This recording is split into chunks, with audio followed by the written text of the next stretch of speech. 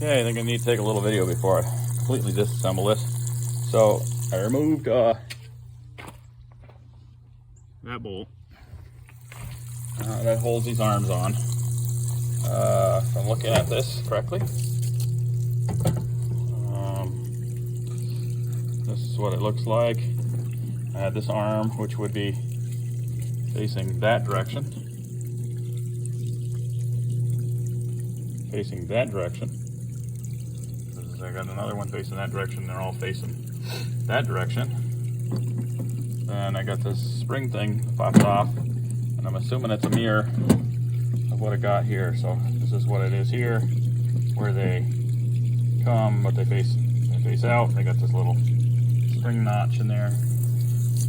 Spring notch in there. It goes out to in, out to in.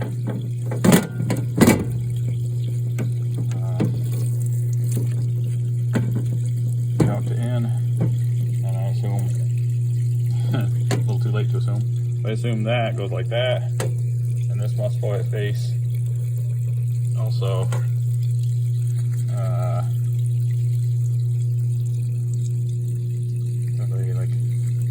like that, out to in, out to in, out to in.